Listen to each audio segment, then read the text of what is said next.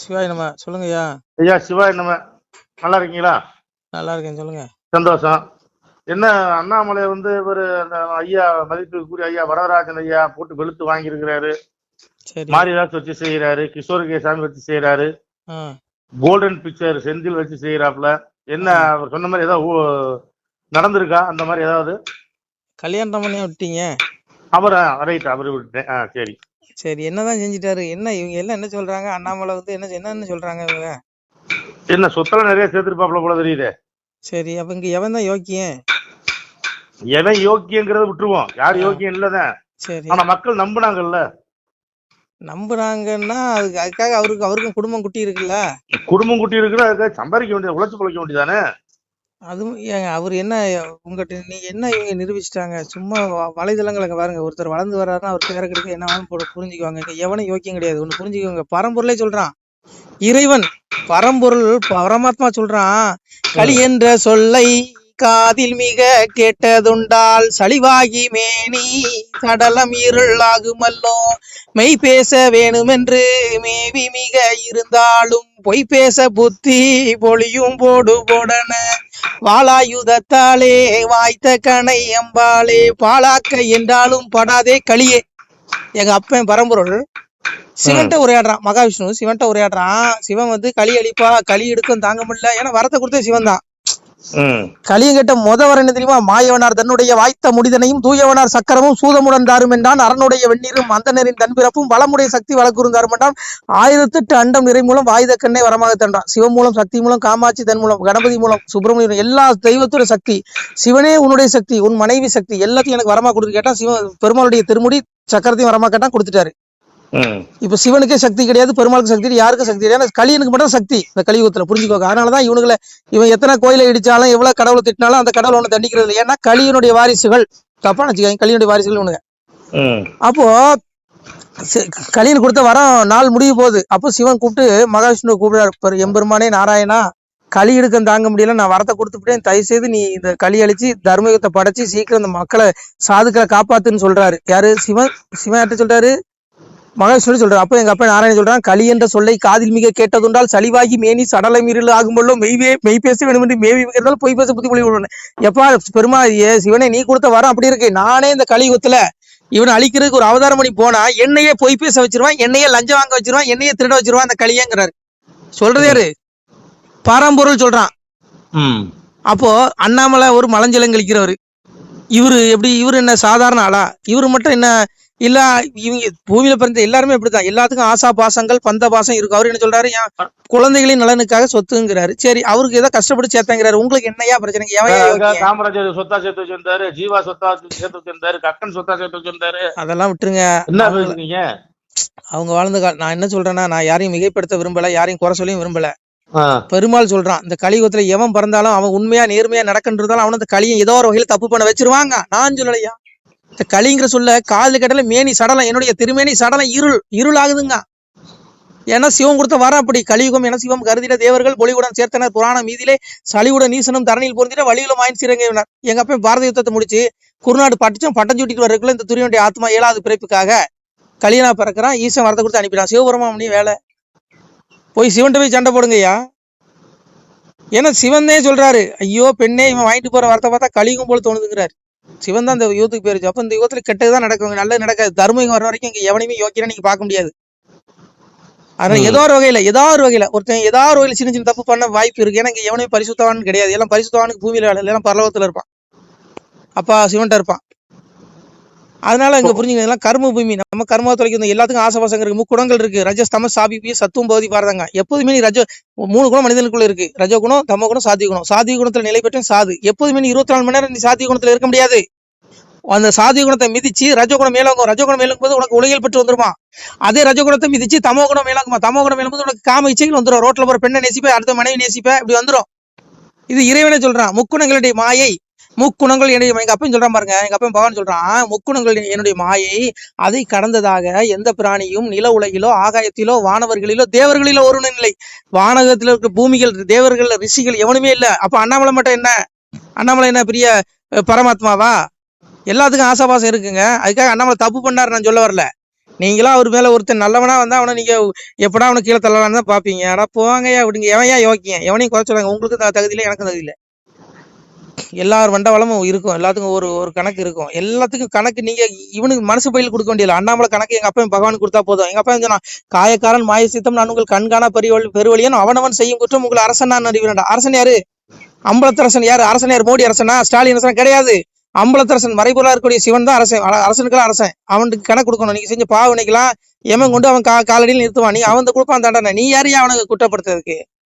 அதெல்லாம் போங்க. இங்க எவங்க இங்க பகவானே சொல்றான். எங்க அப்பன் சொல்ற மாதிரி அடங்காத களியை நான் நடக்க வந்ததினாலே அழுக்குமே பற்றலாச்சே சிவனே ஐயா வாடுதே எந்தன் உள்ளம் மயங்குதே திருமேனி வர வர வாடுதல்லோ சிவனே ஐயா சரியை கிரிய யோகம் ஞானம் என்ற சொல்லு தாண்டிய களியாச்சே சிவனே ஐயா மனம் சித்தம் புத்தி அகங்காரம் நாளும் அடக்கி மௌனத்தில் இருந்துட்டேன்னு சொன்னேன். மனம் சித்தம் புத்தி அகங்காரம் நீங்க நாளை அடக்குனா மௌனத்துக்கு போலாம். நிச்சயம் சமாதி. அப்பதான் இந்த உலகத்துல ஏன் பிறந்த, எதுக்கு இந்த ஜென்மம் எடுத்திருக்கோம், நம்ம இறப்புக்கு அப்புறம் என்ன கதி அடைய போறோம், நம்ம பிறந்தது நோக்கமே மோட்சத்தடை இருக்குதா, அதுக்குண்டான வழி அப்பாவை தேடுங்கிற என்ன உங்களுக்கு வரும். சரியை கிரியை யோகம் ஞானம் என்று சொல்லி எல்லாத்தையும் கழி தாண்டிட்டான். நீ சரியில இறைவன் அடைய முடியாது, கிரியையில அடைய முடியாது, ஞானத்துல அடைய முடியாது, யோகத்துல அடைய முடியாது.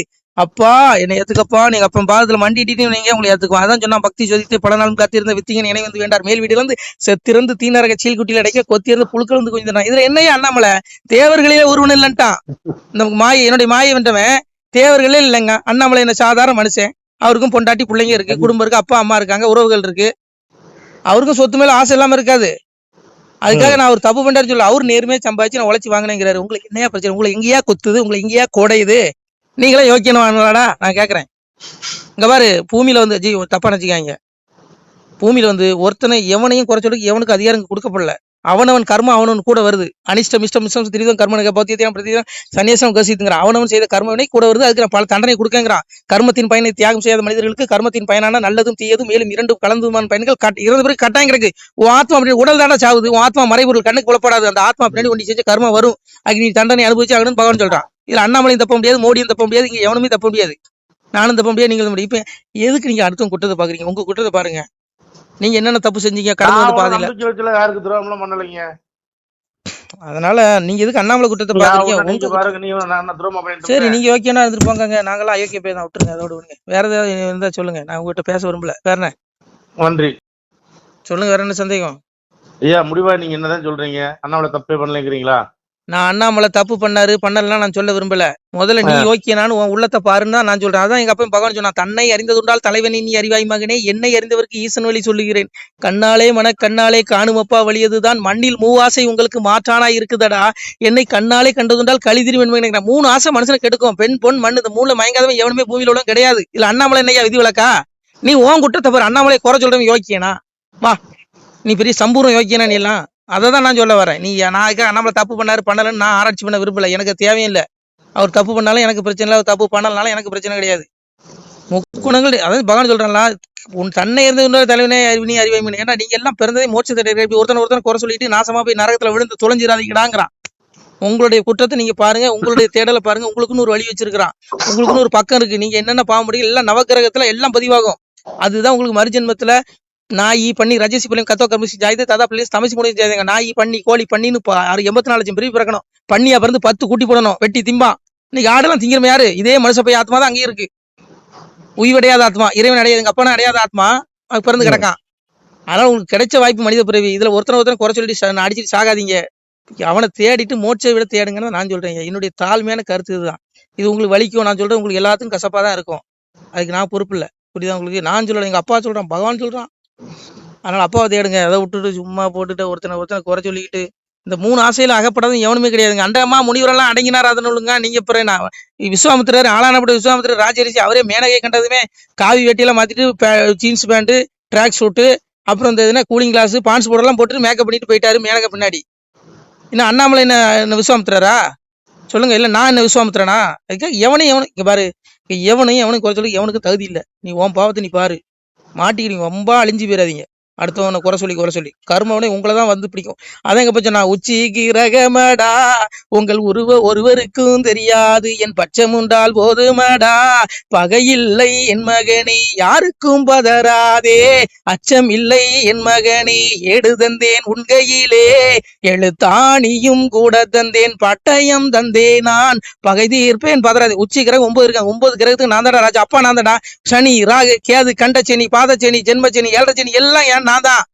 என் பட்சம் உண்டால் உனக்கு பகையில்லை. நீ அப்பாவை உண்மையை நம்பினா எந்த சனியும் ஒன்றும் செய்யாது, எந்த ராகுவும் ஒன்றும் செய்யாது, எந்த கேது ஒன்று ஒரு ஆணியும் பிடுங்க முடியாதுங்காரு. அப்படிப்பட்ட அப்பனை விட்டுட்டு சும்மா ஒருத்தனை குறை சொல்லிக்கிட்டு வலைதளங்களை என்னையா உங்களுக்குலாம் வேலை வெட்டி இல்லையா? பரமாத்மா தேடுங்கய்யா. உங்களை போட்டு எனக்கு ரொம்ப சங்கடமா இருக்குங்க இதெல்லாம் பேசும்போது. எனக்கு அந்த கர்மவினை பிடிச்சிருமோன்னு பயமா இருக்கு.